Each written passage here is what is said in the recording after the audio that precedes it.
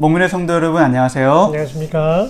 네, 반갑습니다. 이렇게 또다시 겨울 온라인 신앙 강좌 북토크 책 이야기로 두 번째 시간 만나게 돼서 너무나 반갑습니다. 네, 아주 폭발적인 인기가 있었다는 얘기가 있던데 사실인가요, 목사님? 예, 아주 많은 성도님들이 아주 즐겁게 봐주신 것 같습니다. 구독과 좋아요도 많이 해주신 것 같고요. 네. 그래서 여러분의 또한 그런 관심과 또 애정 어린 사랑으로 인해서 저희들이 이번 주에 또 두 번째 시간을 준비했습니다. 네, 두 번째 시간의 책은 말씀드린 대로 성경의 큰 그림이라는 책입니다. 이 책의 저자는 보니까 본 로버츠, 네. 성공의 사제인 것 같더라고요. 네, 그렇습니다. 네. 지난 시간에도 성경을 어떻게 읽어야 할까에 대해서 많은 분들이 보시고 성경을 접하는 은혜의 시간이 되었습니다. 그런데 또 오늘 왜 성경의 큰 그림이라는 성경의 테마를 가지고 우리가 다시 한번 찾게 되었냐면요. 일단은 성경이 그만큼 중요하기 때문이죠. 그렇죠. 네. 우리가 이제 저희가 그 5주를 담당을 하게 되는데 첫 번째 주제는 성경, 네. 그 두 번째 주제는 이제 세계관이고, 그렇죠. 그다음이 제자도와 영성인데 이게 다 흐름이 있습니다. 그러니까 오늘은 사실 세계관에 대한 그런 이야기인데, 세계관은 생각이잖아요. 그렇죠. 네, 네. 세상을 바라보는 나의 관점, 생각이 결국 세계관이라고 다르게 표현될 수 있는데, 성경을 읽는다는 거는 그 지식으로 내가 그 성경의 이야기를 알아가는 것을 넘어서서 네. 실제적으로 그 성경의 이야기가 나의 생각을 바꾸는 것, 즉 세계관을 기독교 세계관으로 바꾸어주는 게 목적이라고 할 수가 있습니다. 맞습니다. 말씀을 나눌 때도 이런 말씀 많이 드리잖아요. 성경 말씀, 하나님의 말씀이 우리 안에 들어오면 하나님의 말씀으로 인해서 우리의 생각이, 우리의 인생이 변화되어진다고요. 그렇죠. 마찬가지로 이렇게 성경을 우리가 읽었다면 이제 그 읽고 우리 안에 담긴 성경의 말씀으로 인해서 우리의 바라보는 시선과 어떤 생각들 그리고 우리의 삶의 패턴들이 달라진다는 것. 그럼요. 이게 일종의 네. 이제 세계관으로 들어가는 네. 입문서 아니겠어요? 그렇죠. 그러니까 사람이 생각이 변하면 그 인생 전체가 완전히 바뀝니다. 이 반대로 말하게 되면 아무리 성경을 읽어도 생각의 변화가 없다면, 즉 세계관이 변하지 않는다면 네. 헛된 읽기라고 밖에 말할 수가 없는 것이죠. 그다음에 이제 그리스도인이 성경을 통해서 바라본 세계관 어떤 것이 있는지 오늘 우리가 함께 나누는 성경의 큰 그림에 대해서 함께 나누도록 하겠습니다. 예, 근데 먼저 이 책 제목을 좀 볼 필요가 있을 것 같아요. 이 책 제목은 성경의 큰 그림으로 되어 있는데 네. 먼저 이 원제로는 God's Big Picture, 즉 하나님의 큰 그림입니다. 네. 네네. 그러니까 저자가 이 책을 쓰면서 왜 그런 제목을 붙였을까? 우리가 이 점을 조금 다시 한번 주목해 볼 필요가 있다고 생각을 하거든요. 네. 큰 그림이라는 게 여러 가지 성경이 우리가 알다시피 구약과 신약으로 나눠져 있고 구약에서도 여러 가지 성경과 또한 신약에서도 여러 가지 성경이 나눠져 있는데 그 모든 것들이 지금 하나의 큰 그렇죠. 네. 이 사진을 찍는 촬영 기사의 어떤 계획 하에 그럼요. 여기는 창세기가 있고 여기에는 요한계시록이 있고 그렇게 하나의 큰 그림으로 우리가 한 목에 봐야 한다는 그런 의미시죠? 그럼요. 목사님이 참 좋은 그 비유를 해주셨는데 우리가 어떤 하나의 큰 그림을 볼 때 나는 이 부분이 마음에 들어 혹은 나는 이 부분이 마음에 드니까 이것만 좋아할 거야. 네. 이렇게 보는 사람이 없잖아요. 그렇죠. 네, 그래서 일단은 먼저 전체 큰 그림을 보고 이 그림이 마음에 들어. 그런데 난 특별히 이 부분에 더 주목하게 돼. 이렇게 우리가 그림을 감상하지 않겠습니까? 네, 네. 그렇다면 그 저자는 지금 우리한테 성경을 하나의 지도로 이렇게 비유를 하고 있더라고요. 네. 그래서 지도를 볼 수 있는 눈이 있어야 한다. 네. 볼 줄 알아야 한다라고 말하고 있는데 이게 이제 아까 말씀하신 그 큰 그림하고 이어지는 건가요? 그렇죠. 그러니까 지도도 어느 한 부분만 필요한 것이 아니고 전체 지도가 있는 것처럼 하나하나의 퍼즐이 맞아서 전체 지도를 형성하는 거고 목사님 아까 비유해 주셨던 그림도 마찬가지인 것처럼 성경도 일단은 한 권의 책이다라는 게 이 저자의 전제입니다. 성경도 한 권의 책이다. 네, 우리가 66권을 지금 정경으로 우리 개신교가 받아들이고 보고 있는데요. 그 66권 전체가 한 권의 책이고 그 말은 무슨 말이냐? 저자가 한 명의 저자. 네. 하나님께서 저자가 되시고 저작 의도를 가지고 오랜 기간 동안에 하나님이 택하신 하나님의 사람들을 통해서 성경을 저술하셔서 한 권의 책을 완성하셨다. 그렇게 보는 거죠. 그래요. 하나님께서 우리를 위해서 저술해 주신 이 성경을 우리가 기독교 세계관이라는 어떤 가치관을 가지고 바라볼 때 예. 다른 이야기가 아니고 다른 곳으로 우리를 이끌어 주는 것이 아니고 지도의 목적이 그거잖아요. 우리가 어딘가를 갈 때 그 목적지를 가기 위해서 지도를 보고 방향을 잃지 않고 길을 네. 잃지 않기 위해서 도움을 받아 가는 것. 그렇죠.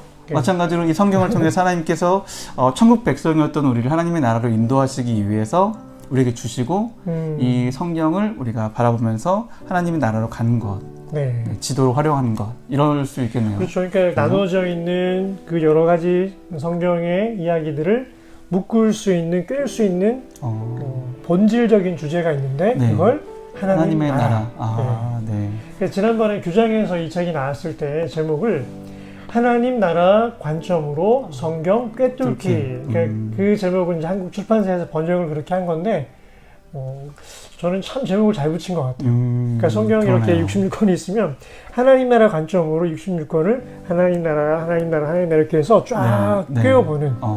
네.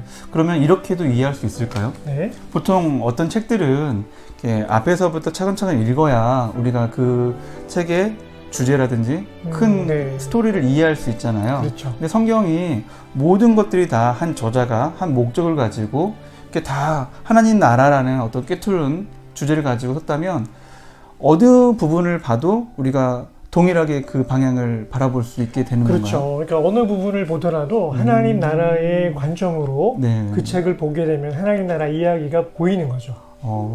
그 목사님 말씀 들으니까 이런 생각이 딱 드는 게 우리가 계속 이제 성경을 읽읍시다, 성경을 봅시다, 성경 네. 필사 통독하잖아요. 네. 그런데 이제 어려워하시는 분들 분명히 있었고 네. 그분들을 위한 해결책이 좀 더 여러분이 좋아하는 성경 네. 그런 부분들부터 이렇게 보고 묵상해도 그곳을 통해서도 똑같이 이렇게 하나님께서 인도해 주실 수 있겠네요. 그렇죠. 그러니까 일단 성경을 보는 게 일단 1차적으로 중요한데 네. 가급적이면 이 성경에 대해서 어떤 관점을 가지고 봐야 되는데 근데 우리가 좀 더 효율적으로 이 성경을 본다는 것은 하나님이 우리에게 하고 싶으신 이야기가 무엇인가 네. 그걸 먼저 붙들고 그 관점으로 성경을 보아야 할 텐데 성경은 결국 무슨 이야기냐라고 할 때 저자는 이 성경은 하나님 나라 이야기다. 하나님 나라 이야기다. 네.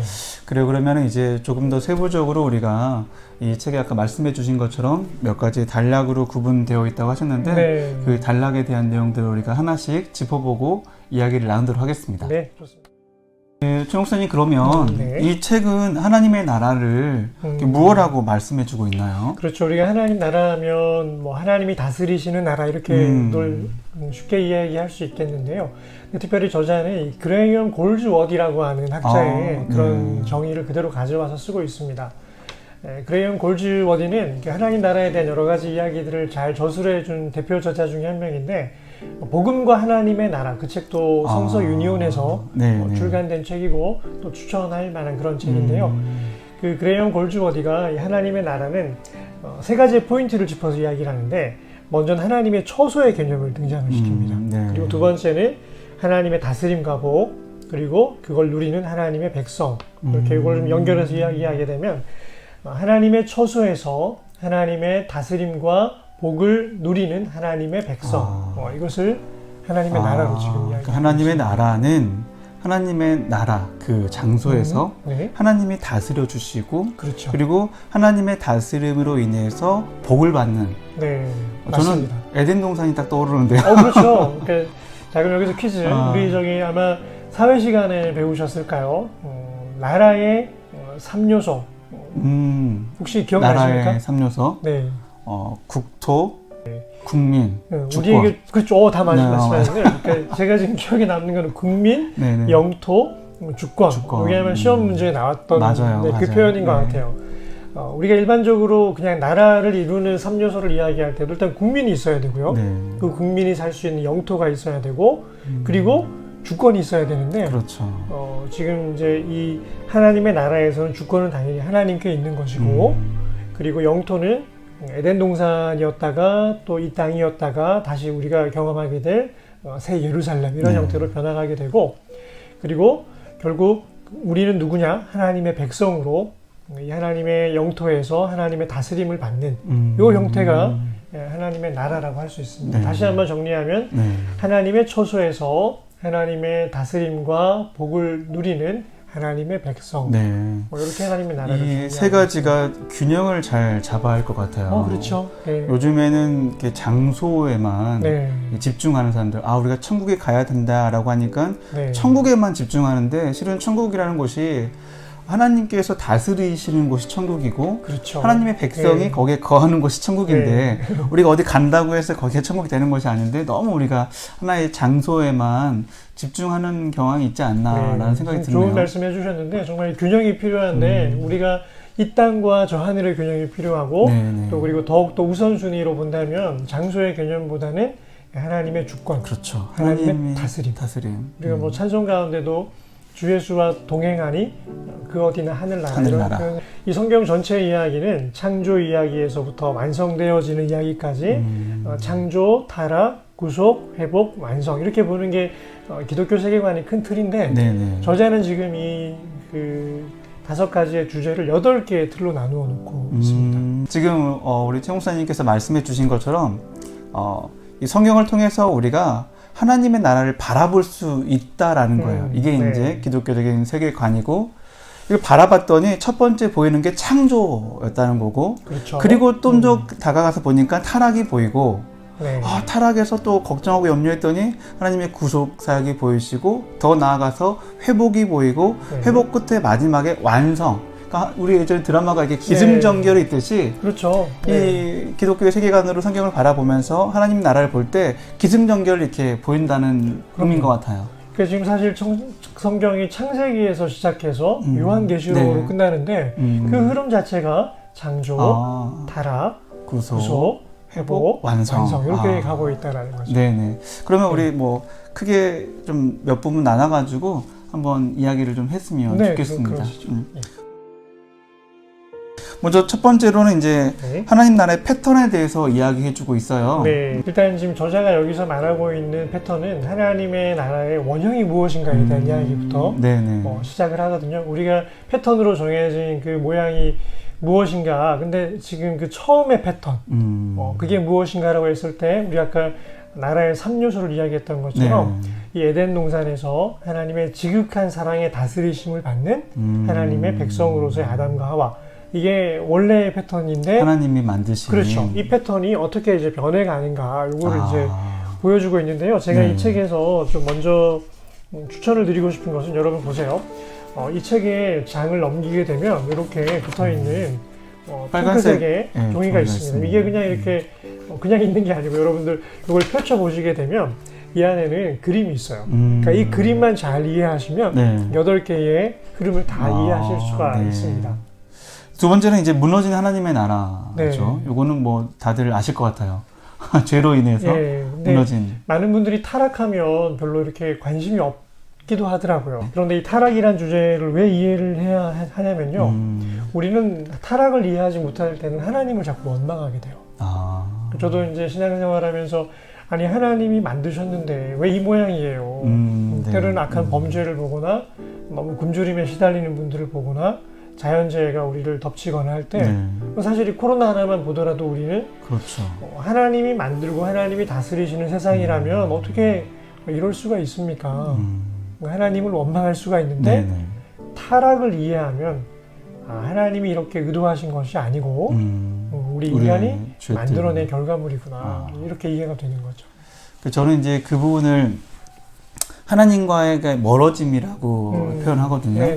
그러니까 하나님께서는 원래 만들었던 하나님 나라의 패턴이 있고 하나님께서 이렇게 우리를 다스리시고 복을 주시는 이 패턴을 원하셨는데 우리가 이제 그 패턴에서 멀어지는 거죠. 그렇죠. 우리가 그 패턴을 어떻게 보면 깨워버렸다라고. 이게 타락인 거고. 그럼요. 이 원인 제공이 나한테 우리에게 있는 건데 자꾸 우리가 우리 앞에 놓여 있는 고난과 어려움 가운데 하나님 왜 이러세요? 라고 원망을 한다는 거죠. 그렇죠. 그래서 이 타락을 우리가 좀 더 기독교 세계관의 시선으로 바라본다면 나의 멀어짐을 좀 더 정확하게 알 수가 있게 되겠네요. 그렇죠. 사실 이 2가지만 이해해도 우리 생각에는 엄청난 변화가 오게 됩니다.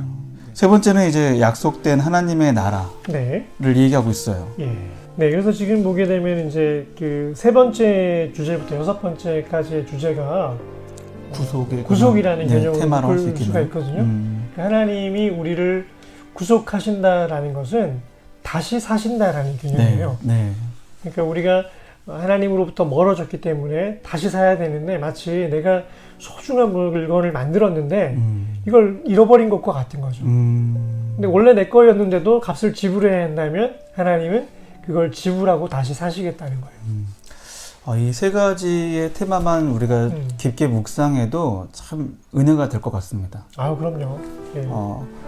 우리는 하나님이 만드신 피조물이잖아요. 네. 그래서 하나님은 우리에게 복을 주시려고 이렇게 준비해 놓으신 거예요. 네. 이 길로 가면 복을 줄 거야 라고 했는데 우리가 그 길이 싫은 거예요. 딴 길로 가는 거죠. 그렇죠. 그랬더니 하나님과 멀어지고 죄로 인한 고난과 고통을 겪게 되는데 네. 하나님이 다시 우리를 거기에 두지 않으시고 회복시켜 주시는 것이 이게 구속이잖아요. 다시 우리를 가야 할 길로 옮기시는 거. 그렇죠. 하나님의 주권으로. 근데 이제 이 구속이라는 어떻게 보면 큰 주제를 네 개의 파트로 나누어 놓고 있는데 네. 먼저는 약속된 하나님 나라, 그리고 그 약속이 부분적으로 성취되어지는 네. 부분적인 하나님의 나라, 그리고 그 부분적인 하나님의 나라가 불완전하기 때문에 다시 하나님은 더 완전한 하나님 나라에 대해서 예언을 해주시고 네. 결국 그게 예수 그리스도를 통해서 네. 이 땅 가운데 현존하는 형태로 나타나게 됩니다. 저는 아주 이해가 쏙쏙 되는데 여러분도 되는지 모르겠어요. 이게 좀 이렇게 용어만 좀 어렵지. 네, 맞아요. 실제로 읽어보면 우리가 다 늘 듣던 이야기예요. 그러면 이렇게 이해할 수 있겠네요. 하나님께서는 모든 구속 사역의 계획을 세워놓으셨는데 네. 우리가 아직 하나님의 그 뜻을 받아들일 수 있는 수준이 안 됐거나 아직 그 이해할 수 없는 과정이 있었기 때문에 네. 아브라함부터 해서 차근차근 하지만 결국에는 다 예수님에게 귀결될 수 있도록. 그렇죠. 성경을 지적으로 이렇게 더 관심을 가지고 본다면 와, 이렇게 역사의 긴 시간을 통해서 예수님을 이야기하고 네. 이렇게 정교하게 맞아떨어질 수 있을까 네. 이런 소름이 돋을 정도로 예수님을 향해서 그렇죠. 이야기들이 모아지고 있다는 거죠. 그리고 이제 그렇게 약속된 하나님의 나라가 부분적으로 보여지게 되는데 네. 그 시대가 바로 다윗과 솔로몬 시대입니다. 그러니까 왕은 다윗인 것처럼 보여지지만 실제 왕은 하나님이신 거죠. 하나님이 다스리시는 나라가 결국 이스라엘 백성들인데 그런데 이게 부분적이라고 하는 이유는 왜 그럴까요?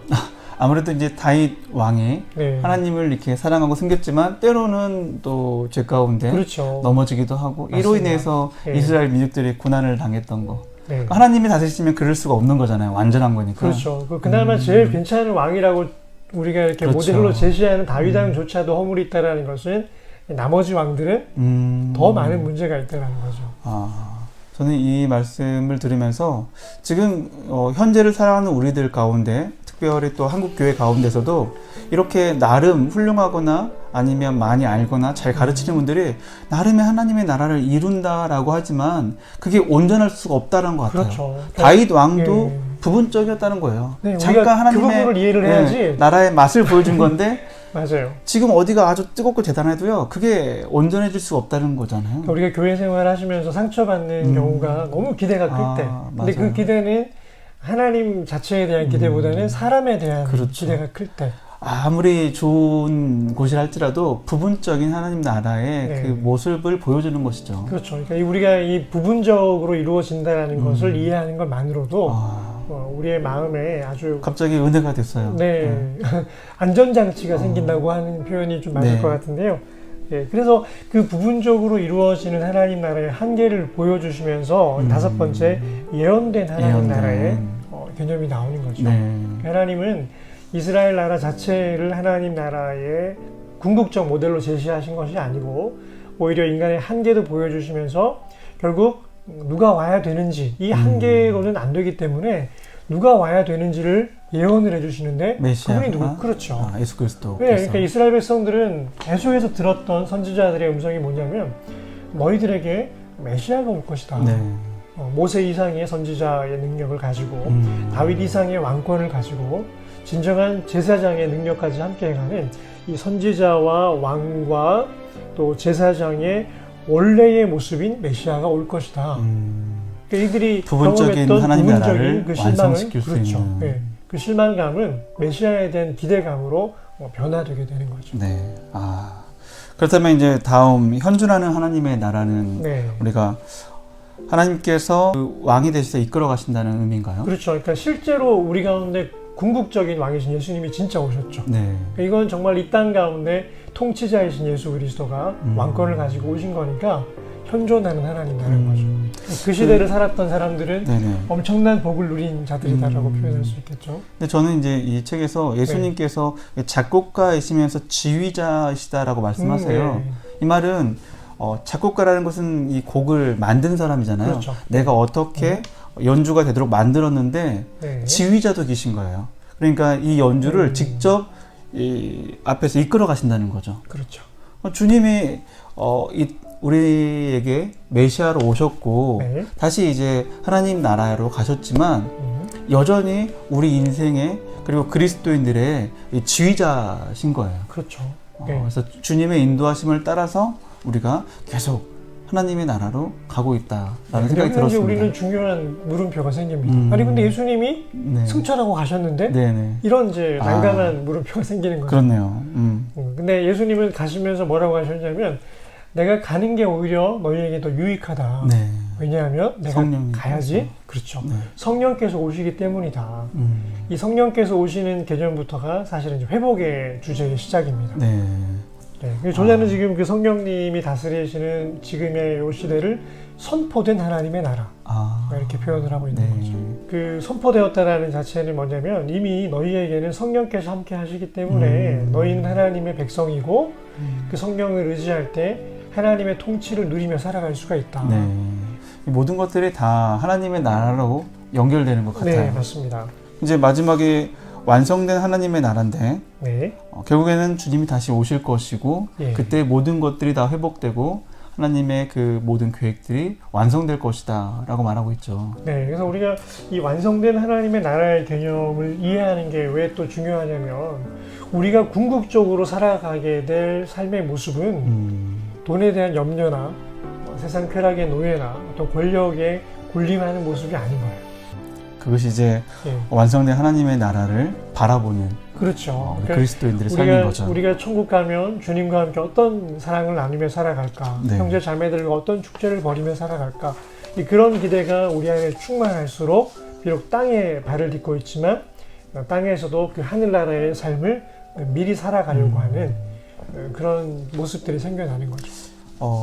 이렇게 생각할 수 있을 것 같아요. 성도들의 어떤 신앙의 단계라고 하긴 좀 그렇지만 이제 하나님의 나라를 알게 된 사람과 또 하나님의 나라 가운데에서 한번 또 이렇게 실족했다가 다시 돌아온 사람 이런 과정들이 있으면서 결국에는 그 구원의 확신을 가지고 있는 사람 또 나아가서는 이제 늘 성령님과 동행하면서 자신의 삶 가운데 위로를 받는 사람 근데 그런 사람들을 넘어서면 이제 나의 삶의 상황과 형편을 뛰어넘어서 완전한 하나님 나라를 바라보는 그러니까 하나님 나라의 소망을 가지고 이 땅을 살아가는 사람 그 사람이 아마 가장 행복한 신앙생활을 하는 사람일 것 같아요. 그러니까요. 그러니까 사실 우리가 지금 이 세계관이라는 주제로 오늘의 이 책을 보고 있는데 저는 그 하나님 나라 세계관이라고 제목을 붙이고 성경 공부를 한 학기 정도 이렇게 인도를 가끔씩 해왔는데 그 이야기를 하게 되면 제 생각이 다시금 정리가 된다는 거예요. 그렇죠. 맞아요. 나 하나님 만드셨으니까 책임지시지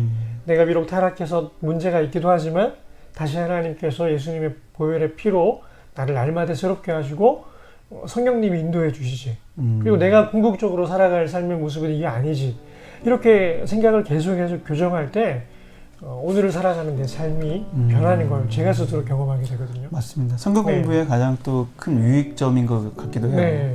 저도 이제 로마서 성경 공부를 하고 있었는데 볼 때마다 바울의 어떤 그런 마음들이 저에게 다시 한번 와 닿고 제자에 대한 어떤 깊은 묵상을 하게 되는 것 같습니다. 그러면 이제 이 책에 대한 어떤 한번 마지막 요약 정리 한번 해주시면 좋겠습니다. 그렇죠. 그러니까 이 책을 여러분들에게 추천을 드리는 궁극적인 이유는 하나님의 나라를 우리에게 알려주시려고 하신다. 이 하나님의 의도를 우리가 알고 성경의 각권을 볼 때 어느 부위를 보더라도 여기선 하나님의 나라가 어떻게 펼쳐지고 있는가 그렇게 본다면 핵심을 놓치지 않고 성경을 읽어갈 수가 있습니다. 저도 이 책을 보면서 우리가 하나님의 나라를 바라보는 거잖아요. 네. 믿음이 연약할 때는 약간 뿌옇게 보일 수 있어요. 그러나 우리가 성숙할수록 하나님 나라가 더 명확하게 잘 보이는 거죠. 네. 각 단계에 따라서 하나님의 나라를 보게 되는 것 같아요. 이 책을 통해서 여러분이 하나님과 관계가 어디쯤일지 모르겠지만 어디에 있더라도 이 우리가 함께 나눴던 그 8가지 부분들 중에 하나를 통해서 하나님 나라를 조금 더 가까이 바라볼 수 있게 되는 것 같습니다. 우리 성도님들이 성경을 읽는 만큼이나 또 이렇게 어떻게 보면 교과서가 될 수 있는 이 책을 네. 함께 읽으시면서 꾸준하게 이렇게 읽어보시다 보면 내용이 보일 것 같아요. 이 책을 뭐 한마디로 표현한다면 뭐라고 할 수 있을까요? 이 책은 한마디로 말하면 하나님 나라를 보여주는 책. 네, 네, 그렇게 하나님 볼수 있어요. 나라를 보여주는 책. 네. 하나님 나라가 궁금하신 분들은 네. 당장 책을 보시기 바랍니다. 네. 책을 통해서 우리가 조금 더 하나님의 나라를 알아가고 하나님의 나라를 바라볼 수 있는 기독교적인 세계관을 갖는 우리 먹물의 성도들이 되시기를 간절히 소망합니다. 자, 여기서 잠깐 이렇게 끝나면 안 되고요. 저희가 또 여러분이 다음 주도 기대를 하셔야 돼요. 네네. 다음 주는 우리 이현 목사님이 좀 더 주도적으로 책을 소개를 해주실 텐데요. 우리 다음 주 책이 어떻게 되죠? 네, 로안 윌리엄스의 제자가 된다는 것입니다. 네. 예, 제가 요즘에 가장 좋아하는 책이고요. 최. 네, Being Disciple이라고 제자가 되어가는 거예요. 제가 늘 제자반 수업할 때마다 네. 제자반 공부한다고 해서 제자 되는 거라면 한국교회 중에 교인들 중에 제자 아닌 사람 없을 거라고 네. 말하는데 아주 우리는 다 제자가 되어가는 중인 것 같아요. 저도 절묘한 지금 표현을 하셨네요. 제자가 되어가는 중이에요. 그렇죠. 네. 이제 그 우리의 자세, 우리의 모습에 대해서 이야기를 나누려고 합니다. 그곳에 가는 것은요, 제자거든요. 그렇죠. 주님을 따라가는 자들 제자. 다시 한번 정리하게 되면은 성경을 많이 읽으셔야 되는데요. 네. 그 성경을 그냥 읽는 게 아니고 내 생각의 변화를 바라보면서 기독교 세계관을 정립하면서 읽고 그렇게 생각이 점점 변화되어지다 보면은 그 생각이 정말 제대로 변화된 사람이 결국은 제자인데 이 제자는 하루아침에 이루어지는 게 아니고 계속 진행되어지는 것이죠. 진행형이라는 거죠. 네. 벌써 책에 대한 기대가 막 솟구치는데요.